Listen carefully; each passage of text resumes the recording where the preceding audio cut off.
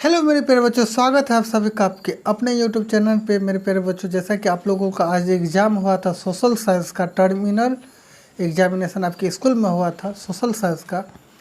फटाफट उसके प्रश्न का जो आंसर देख लेते हैं। और आपको पता है ये सभी क्वेश्चन आपके बोर्ड एग्जाम के लिए काफ़ी हेल्पफुल होगा। तो चलिए वीडियो का अंत तक बने रहिएगा। आप वीडियो को फास्ट में जल्द से जल्द आप लोग अपना अपना क्वेश्चन में टिक लगा लीजिए और एग्ज़ाम के लिए इसे तैयार कर लीजिए। सभी क्वेश्चन को एक बार देख लीजिएगा, याद कर लीजिएगा।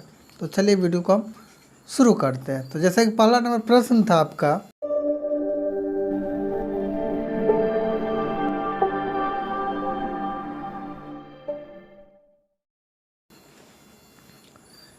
कि पहला नंबर प्रश्न था आपका कि यूनान के स्वतंत्रता संग्राम में किसकी पराजय हुई थी। यूनान के स्वतंत्रता संग्राम में किसकी पराजय हुई थी। तो जैसा कि आपको बच्चों आप लोगों को पता होगा कि आपके सेट में देखिएगा चौथा से पाँचवा क्वेश्चन ये क्वेश्चन दिया गया था। यूनान के स्वतंत्रता संग्राम की बात करें तो तुर्की का पराजय हो गया था। किसका? तुर्की का। ऑप्शन नंबर बी इसका राइट आंसर होता। चलिए बच्चों अगला क्वेश्चन देख लेते हैं। अगला क्वेश्चन था कि यूरोप का मरीज किसे कहा जाता है। यूरोप का मरीज किसे कहा जाता है। आपके सेट का दूसरा क्वेश्चन होगा, इसमें भी दूसरा दिया था। यदि आप लोग कोचिंग वाला जो सेट पढ़े होंगे तो आप लोगों को खूब अच्छा से बनाए होंगे। तो फिर भी आप लोग मिला लीजिए कि क्या कितना सही किया आप लोग, कमेंट बॉक्स में डाल दीजिएगा। यूरोप का मरीज किसे कहा जाता है। तो मेरे प्यारे बच्चों यूरोप का मरीज जो है तुर्की को कहा जाता है। ऑप्शन नंबर डी इसका राइट आंसर हो जाता। चलिए 3 नंबर प्रश्न देख लेते हैं। तीसरा नंबर प्रश्न है कि यंग इटली का संस्थापक कौन था। यंग इटली का जो संस्थापक था मेरे प्यारे बच्चों मेजनी था। कौन था? मेजनी। चौथा नंबर प्रश्न की बात करें बच्चों तो चौथा नंबर प्रश्न में नेपोलियन संहिता किस वर्ष लागू की गई थी। नेपोलियन संहिता किस वर्ष लागू की गई थी मेरे प्यारे बच्चों। तो 1804 ईस्वी में की गई थी। 1804 ईस्वी में इसका राइट आंसर हो जाता 1804 ईस्वी में। चलिए 5 नंबर प्रश्न देख लेते हैं। 5 नंबर प्रश्न है कि लेनिन की मृत्यु कब हुई थी। आपको आज मॉर्निंग वाला क्लास में ही बताया गया था और आपके सेट में भी दिया गया है कि लेनिन की जो मृत्यु हुई थी मेरे प्यारे बच्चों 1924 ईस्वी में इनका मृत्यु हो गया था। कब? 1924 ईस्वी में।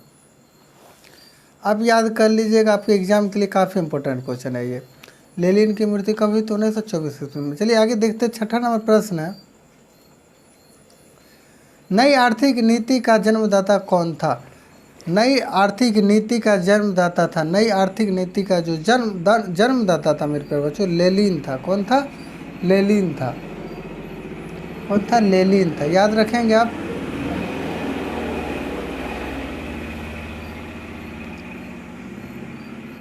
चलिए तो छठा नंबर प्रश्न की बात कर लेते हैं। छठा नंबर प्रश्न की बात कर लेते हैं अब।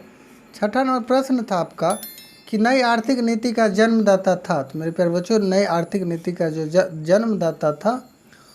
जन्मदाता लेनिन था। ठीक है, चलिए आगे बढ़ते हैं। 7 नंबर प्रश्न है कि दास कैपिटल की रचना किसने की थी। दास कैपिटल की जो रचना है मेरे प्यारे बच्चों ये Karl Marx. Option number A इसका राइट आंसर हो जाता। 7 का आंसर ए हो जाता।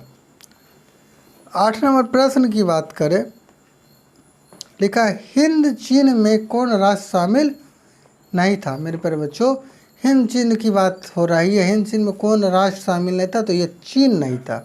ऑप्शन सी इसका राइट आंसर हो जाता। आगे बढ़ते हैं। 9 नंबर प्रश्न है प्यारे बच्चों अंकुर वाट का मंदिर किस देश में बनाया गया है। अंकुर वाट का मंदिर किस देश में बनाया गया मेरे प्यारे बच्चों। पूछा भी जाता, बहुत ही important, very very important question है। इसे आप लोग देख लेंगे एग्जाम से पहले, आपके सेट में भी क्वेश्चन दिया गया है। अंकुर वाट का मंदिर किस देश में बनाया गया है। तो इसका राइट आंसर हो जाता है कंबोडिया। मेरे प्यारे बच्चों यूट्यूब पर जितना भी विद्यार्थी देख रहे हैं, यदि आप लोग सेट नहीं ले पाए, अभी भी आपको सेट नहीं मिला है, तो आप हमसे कांटेक्ट करके इस सेट को ज़रूर ले लें। और एग्ज़ाम से पहले अच्छा से तैयारी करके जाएंगे तो आप लोगों को ज़्यादा से ज़्यादा स्कोर आप कर पाएंगे ऑब्जेक्टिव में। सब्जेक्टिव का भी सेट बनने वाला है तो उसको भी हम प्रोवाइड कर देते हैं, करवा देंगे आपको। और रहा सब्जेक्ट 1 बाय 1 क्वेश्चन करके क्वेश्चन करके आपको यूट्यूब पर भी आपको वीडियो देखने को मिल जाएगा। इसीलिए अभी तक हमारे चैनल के साथ आप लोग नहीं जुड़े हैं तो चैनल को सब्सक्राइब करके हमारे साथ आप जुड़ जाए, और वीडियो अच्छा लग रहा हो तो लाइक ज़रूर कीजिएगा, जिससे हम लोग मोटिवेट होते हैं और आपके लिए वीडियो बनाते हैं। 9 नंबर हो गया। चलिए आगे बढ़ते हैं। 10 नंबर प्रश्न देखते हैं बच्चों। 9 नंबर का तो पता चल गया कि अंकुर वाट का मंदिर कहाँ है, कहाँ बनाया गया, तो कंबोडिया में बनाया गया है। चलिए 10 नंबर प्रश्न देख लेते हैं। जेनेवा समझौता किस वर्ष लागू हुआ था या किस वर्ष हुआ था मेरे प्यारे बच्चों? जेनेवा समझौता जो 1954 ईस्वी में हुआ था, 1954 ईस्वी में हुआ था। चलिए सबसे कठोर खनिज कौन सा है? 11 नंबर प्रश्न था कि सबसे कठोर खनिज कौन सा है? हीरा। सबसे कठोर खनिज कौन सा है? हीरा मेरे प्यारे बच्चों, हीरा हो जाता है राइट आंसर। 12 नंबर प्रश्न देख लेते हैं। भारत में किस खनिज की प्रधानता है? भारत में किस खनिज की प्रधानता है मेरे प्यारे बच्चों? इसका राइट आंसर इनमें से सभी हो जाता है, इनमें से सभी हो जाता है। 12 का डी हो जाता। आगे बढ़िए। 13 नंबर प्रश्न है कि उत्तराखंड का अभयारण्य कहाँ स्थित है? उत्तराखंड का अभयारण्य कहाँ स्थित है? तो यहाँ ये जो है इसका राइट आंसर हो जाता कार्बेट में, कार्बेट में। इसका राइट आंसर ऑप्शन ए हो जाता बच्चों। अगला देखिए, भाखड़ा नंगल बांध किस नदी पर स्थित है? ये भी आपको सेट में देखने को मिलेगा कि भाखड़ा नंगल बांध किस नदी पर स्थित बना है, तो ये सतलज नदी पर बना है, सतलज नदी पर बना है। 15 नंबर प्रश्न देख लेते हैं बच्चों। सॉरी, ये आपके टर्मिनल एग्जाम जो आज हुआ था आपके स्कूल में हुआ होगा, उसी का आंसर है। 15 नंबर क्वेश्चन है, किस नदी प्रणाली का जल सबसे अधिक उपयोग में आता है? किस नदी प्रणाली का जल सबसे अधिक उपयोग में आता है? यदि बिहार के रहने वाले तो आपको पता ही होगा, चाहे कहीं भी का भी है, तो गंगा नदी का जो है इसका ज़्यादा उपयोगी होता है। किसका? गंगा नदी का। चलिए इसका राइट आंसर ये हो जाता है। आगे बढ़ते हैं। 16 नंबर प्रश्न है, बिहार में प्रायः कैसी मिट्टी पाई जाती है मेरे प्यारे बच्चों? बिहार में जो है जरोद मिट्टी पाई जाती है। कैसी मिट्टी पाई जाती है? जरोद मिट्टी पाई जाती है। आगे बढ़ते हैं बच्चों। 17 नंबर प्रश्न था,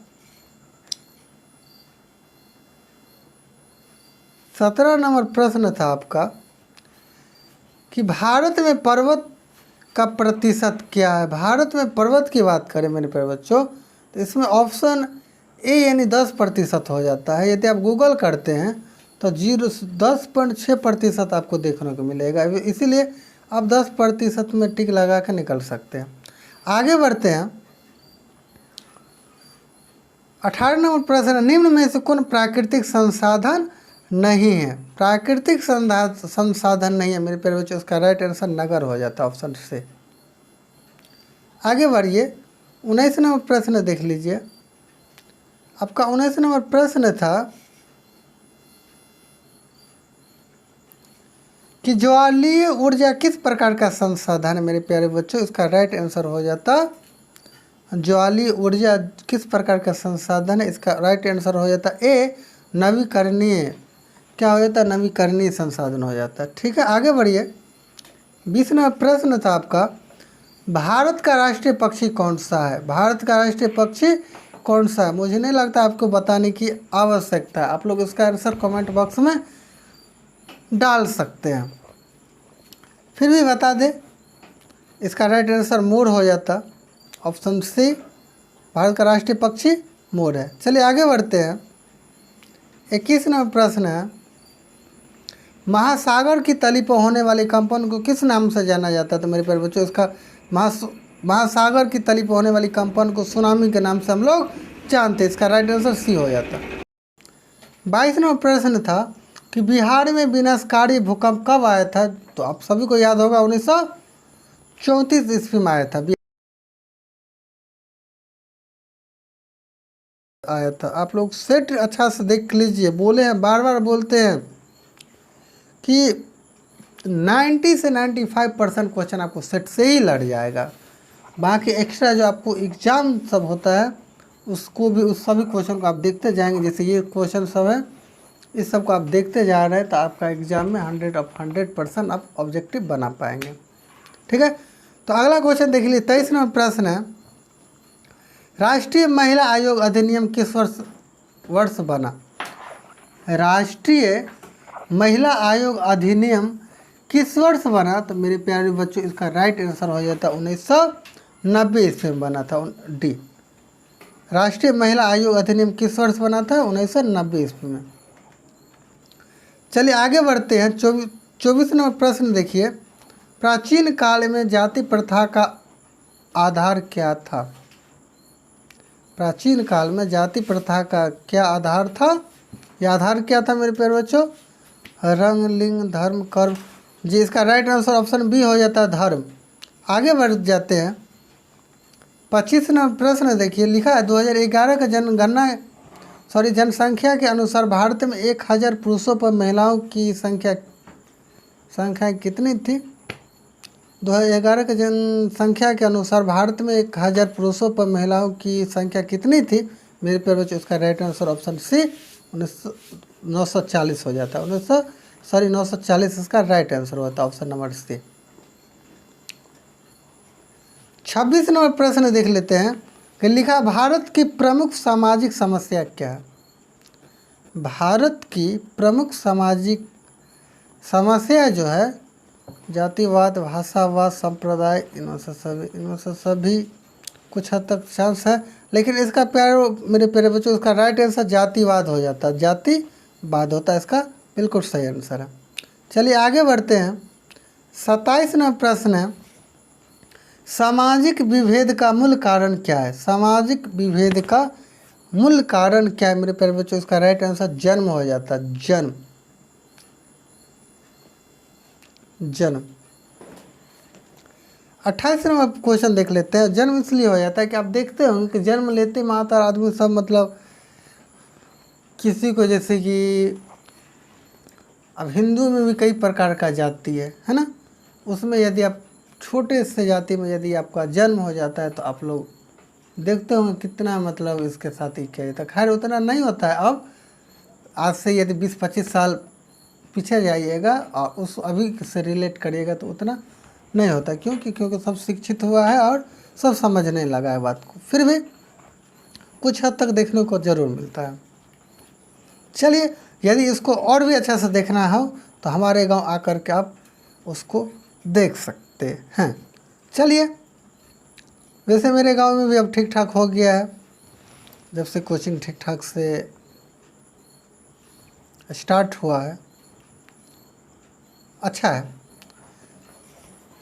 उतना दिक्कत अब नहीं है। लेकिन कहा जाता है कि जैसे हम लोग को दादाजी सब बोलते हैं कि काफ़ी दिक्कत पहले होता था, लेकिन अब नहीं होता, क्योंकि अब सब शिक्षित हो गया है। पहले उतना नहीं था इसलिए इतना होता था। तो खैर हम ज़्यादा बहस नहीं करेंगे इस पर। लिखा है सामाजिक विभेद का मूल कारण क्या था? जन्म था। ठीक है। अगला क्वेश्चन 28 नंबर प्रश्न, भारतीय समाज किस विभेद से अधिक प्रभावित होता है? तो भारतीय समाज लिंग, धर्म, जाति, इनमें से सभी में टिक लगा सकते हैं, सभी से होता है। 39 नंबर प्रश्न है, केंद्रीय समाज कल्याण बोर्ड किस वर्ष गठित किया गया था? केंद्रीय समाज कल्याण बोर्ड किस वर्ष गठित किया गया था मेरे प्यारे बच्चों? इसका राइट आंसर 1953 हो जाता है, ऑप्शन नंबर ए। अगला प्रश्न देख लेते हैं। 30 नंबर प्रश्न था, मुस्लिम लीग की स्थापना किस वर्ष हुई थी? मुस्लिम लीग की स्थापना जो है 1906 ईस्वी में हुई थी। देखिए हम फास्ट इसलिए बढ़े कि आप लोगों को पता है, ऑलरेडी पता है, फिर भी हम सोचे कि क्यों ना एक वीडियो बना के सबके लिए डाल दे, जिससे क्या होता है कि कोचिंग के अलावा भी जो विद्यार्थी सब वो सभी अच्छा से पढ़ पाएंगे। क्योंकि सभी क्वेश्चन हमको लगभग 150 क्वेश्चन हम पढ़े तो हमको लगा कि 40 से 42 क्वेश्चन आपको सेट में ही मिल जाएगा। चलिए देख लेते हैं। तो 30 नंबर प्रश्न हो गया। 31 नंबर प्रश्न की बात करें तो प्रोटेस्ट स्टेट और कैथोलिक के संघर्ष के लिए किस देश को जाना जाता है? तो इस क्वेश्चन का आंसर जो है मेरे प्यारे बच्चों आप लोगों को कमेंट बॉक्स में देना कि इसका राइट आंसर क्या होगा। मेरे हिसाब से हम भी थोड़ा डाउट में हमको भी है, लेकिन हमको लगता है ऐसा कि जापान हो सकता है। बाकी आप लोग अपना राय जो भी है आप लोगों के अकॉर्डिंग आप कमेंट बॉक्स में डाल दीजिएगा, ठीक है। चलिए अगला क्वेश्चन देख लेते हैं। 32वां प्रश्न कहेंगे, 32वां प्रश्न है, बिहार में जीवन यापन का मुख्य साधन क्या है मेरे प्यारे बच्चों? उसका राइट आंसर कृषि हो जाता है। बिहार में जीवन यापन का मुख्य कारण क्या है? कृषि।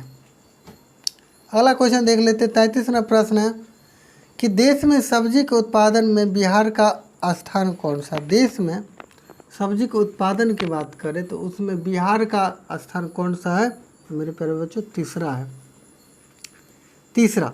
34वां प्रश्न की बात करें तो किस देश में मिश्रित अर्थव्यवस्था है? तो भारत देश में मिश्रित अर्थव्यवस्था है मेरे प्यारे बच्चों। 35वां प्रश्न देखिए, राष्ट्रीय विकास परिषद का गठन कब हुआ? राष्ट्रीय विकास परिषद का गठन कब हुआ था मेरे प्यारे बच्चों? तो इसका राइट आंसर 1952 हो जाता। ऑप्शन नंबर बी बिल्कुल सही आंसर हो जाता। चलिए 36वां प्रश्न देख लेते हैं। लिखा, भारत में योजना आयोग की स्थापना कब हुई थी? भारत में योजना आयोग की स्थापना कब हुई थी मेरे प्यारे बच्चों? यदि आपको आंसर पता है तो आप कमेंट बॉक्स में इसका आंसर डाल सकते हैं। जल्द से डालिए, नहीं तो फिर हम बता देंगे। 36 का इसका राइट आंसर हो जाता मेरे प्यारे बच्चों। ऑप्शन नंबर बी 1950 ईस्वी में। भारत में योजना आयोग का गठन कब हुआ था? 1950 ईस्वी में। चलिए 37वां प्रश्न देखिए, किस राज्य की प्रति व्यक्ति आय सबसे कम है? किस राज्य की बात कर दिया तो बिहार हो जाता। किस राज्य की प्रति व्यक्ति आय सबसे कम है? तो बिहार राज्य का है मेरे प्यारे बच्चों। ऑप्शन सी बिल्कुल राइट आंसर। 38वां प्रश्न की बात करें, किस जिले की प्रति व्यक्ति आय सबसे अधिक है? तो पटना। अधिक पूछा है तो पटना हो जाएगा मेरे प्यारे बच्चों। 39वां प्रश्न देख लेते हैं। बिहार की आय में सर्वाधिक योगदान किसका होता है? बिहार की आय में सबसे अधिक योगदान किसका होता है? कृषि, सेवा, उद्योग, कोई नहीं। इसका राइट आंसर यदि बात करें तो कृषि यही होता। ठीक है, ए हो जाता। 40वां प्रश्न देख लेते हैं। बिहार की अर्थव्यवस्था में प्राथमिक क्षेत्र का मुख्य अंग है। बिहार की अर्थव्यवस्था में या के प्राथमिक क्षेत्र का मुख्य अंग क्या है मेरे प्यारे बच्चों? इसका राइट आंसर आपको ऑप्शन ए हो जाए, बी हो जाता है कृषि।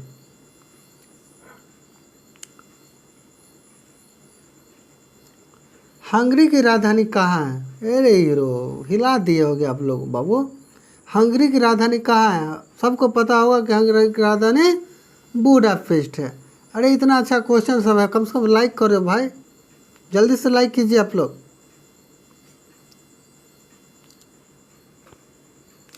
अगला प्रश्न की बात करें, 41 हो गया। 42वां प्रश्न देखते हैं। 42वां प्रश्न है, वसई की संधि कब हुई थी? वसई की संधि कब हुई थी मेरे प्यारे बच्चा? 1948, 1918, 1919, 1920, 1923। इसका बिल्कुल राइट आंसर हो जाता है आपको 1919 ईस्वी में। कब? 1919 ईस्वी में। देखिए बिस्मार्क क्या था? बिस्मार्क क्या था? बिस्मार्क मेरे प्यारे बच्चों कूटनीतिज्ञ था। कूटनीतिज्ञ था बिस्मार्क। 44वां प्रश्न की बात करें, ग्राम पंचायत का कार्यकाल कितने वर्ष का होता है? ग्राम पंचायत का कार्यकाल मेरे प्यारे बच्चों 5 वर्ष का होता है, यानी ऑप्शन 20 का राइट आंसर हो जाता है। 45वां प्रश्न है, निम्न में कौन पिछड़ा राज्य है? बिहार पिछड़ा राज्य है मेरे प्यारे बच्चों। कौन सा राज्य है? बिहार। 46वां प्रश्न देख लेते हैं। भारत में नीति आयोग की स्थापना कब हुई थी? देखिए भारत में नीति आयोग पूछ दिया ना, योजना आयोग 1950 में हुआ था। नीति आयोग जो है 14, योजना आयोग को 2014 में हटा दिया गया, तो पता ही होगा आप लोगों को। नीति आयोग की बात करें तो 1 जनवरी 2015 को इसकी स्थापना हुआ था, यानी इसका राइट आंसर सी हो जाता। 1 जनवरी 2015 को नीति आयोग की स्थापना हुई थी। मेरे प्यारे बच्चों 47 नंबर क्वेश्चन की बात करें, बिहार में कितने प्रतिशत लोग कृषि पर आश्रित है? मेरे प्यारे बच्चों इसका राइट आंसर की बात करें तो होता तो वही बात है 86 से 86% होता है, तो वही ऑप्शन सी आपका राइट आंसर हो जाता 85%। ठीक है, गूगल में 86% भी देता है तो आपको कन्फ्यूजन नहीं होना है। चलिए उसका राइट आंसर सी में मारते हैं आप, या मारिएगा। 48वां प्रश्न है, ताप विद्युत केंद्र कहाँ है मेरे प्यारे बच्चों? ताप विद्युत केंद्र जो है बरौनी में है। कहाँ पे है? बरौनी में। चलिए अगला नंबर प्रश्न है, 49वां प्रश्न है कि अभ्रक की कितनी किस्में हैं मेरे प्यारे बच्चों? अभ्रक की कितनी किस्में हैं? तो खैर इसका आंसर हमको नहीं मिला, वैसे तो 2 होता है, 2 होता है, इसमें ऑप्शन में ऐसा दिया ही नहीं है। तो चलिए बाकी आप लोग को यदि देख मिल गया होगा तो आप लोग कमेंट करके बता दीजिएगा कि इसका राइट आंसर क्या होगा। वैसे मेरे हिसाब से 2 होगा। चलिए 50वां प्रश्न देख लेते हैं। लिखा है, मैंगनीज उत्पादन में विश्व में भारत का कौन सा स्थान है? मैंगनीज उत्पादन में विश्व में भारत का कौन सा स्थान है मेरे प्यारे बच्चों? तो विश्व की बात करें तो इसका अभी के हिसाब से 6ठा स्थान है। कि मैं है 6ठा स्थान में, लेकिन पहले दूसरा था, यानी कि पहले के हिसाब से देखिएगा तो ऑप्शन बी इसका राइट आंसर हो जाता है। वैसे अभी के हिसाब से 6ठा है जो ऑप्शन में भी नहीं है, फिर भी आप लोग इसको टिक मार के निकल सकते हैं। 6ठा मिले तो 6ठा में आप लगाइएगा ही लगाइएगा। चलिए अगला क्वेश्चन सब सब्जेक्टिव है, जो आपको 1 बाय 1 करके वीडियो बना के आपको अपलोड कर दिया जाएगा यूट्यूब पर भी, और कोचिंग वाले बच्चा जो है उसको हार्ड कॉपी यानी सेट के रूप में आपको इसका आंसर वैसे भी मिला है, इसका भी आंसर आपको सेट के रूप में दे दिया जाएगा, या फिर क्लास में ही इसका आंसर लिखा दिया जाएगा। तो यूट्यूब पर नए विद्यार्थी जितना भी, आप लोग को घबराने की आवश्यकता नहीं, सभी क्वेश्चन का आंसर आपको बोर्ड यहाँ पे वीडियो के रूप में प्रोवाइड कर दिया जाएगा, और नोट भी आपको टेलीग्राम ग्रुप पर दे दिया जाएगा। यदि वीडियो अच्छा लगा हो तो वीडियो को लाइक कर दीजिएगा, और हमारे साथ चैनल को सब्सक्राइब करके आप लोग ज्वाइन हो जाए।